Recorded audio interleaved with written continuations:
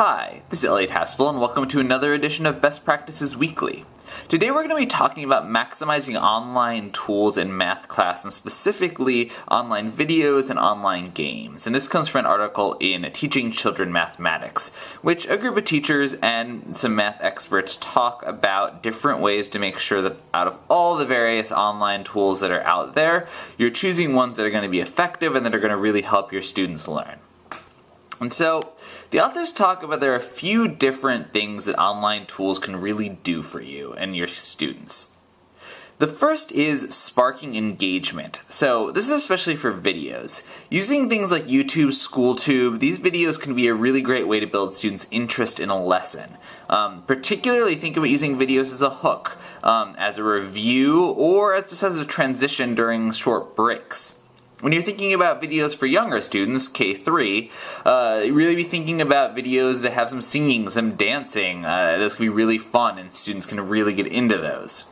And as a tip, if you prepare a playlist of videos ahead of time, and you can even organize those, prepare multiple playlists, it'll be very easy to find and use the videos you want instead of it becoming more time consuming. And that's pretty easy to do on sites like YouTube.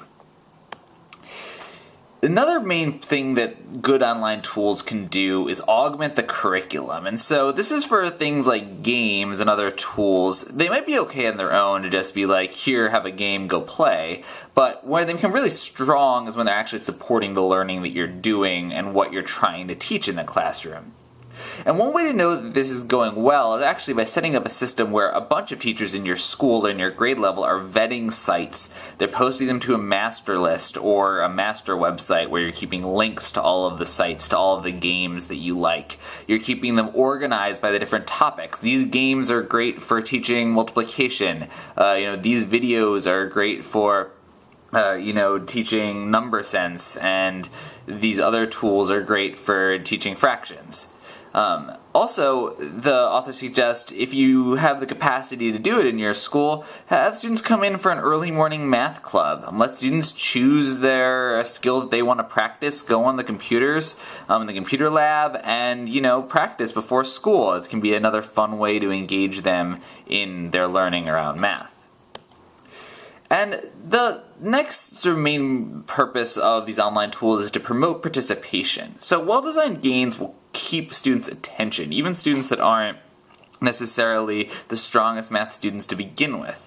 But it's important that teachers are actually using the time that students are on the computer actively, not just sort of doing other things, which it can be very tempting to do when students are engaged on a computer game, and especially to be asking questions as you're going around and talking to the students that are pushing their thinking. The questions that they propose are, how did you solve the problems? What strategies did you use? Are there other strategies you could use? Did you notice any patterns? Asking questions like this as students are going through games is actually going to push their thinking and really make them engage and participate at an even deeper level than they would otherwise if you just leave them to their own devices. The authors also note that there's a fair amount of research about what an effective game or an effective online tool looks like, what the components of that are, and they incorporate a level of choice, so some sort of motivation in the fact that students have autonomy to choose something within that game, whether that's the specific topic that they're going to be working on, whether that's of a couple of different games, whatever it is, that there's some kind of choice based on some sort of achievable challenge that employ friendly competition to keep students engaged, and that promote reflection, which includes good questioning and discussion. So there are a load of different sites out there, obviously, but the author of this article actually has her own compilation site, kidsknowmath.com, and you can find others if you Google, but this is a way of aggregating essentially different YouTube videos, different websites organized by grade level, organized by topic. Finding one of these sort of aggregator sites that are out there is a good first step, because it's going to help you navigate what the wide world of different online tools are. But again, really be thinking about how do you use the online tools? What is the purpose of them? How can you make sure that they're the ones that are going to help your students be more engaged, participate more, and augment the learning that's already going on? So, thanks for watching and happy teaching.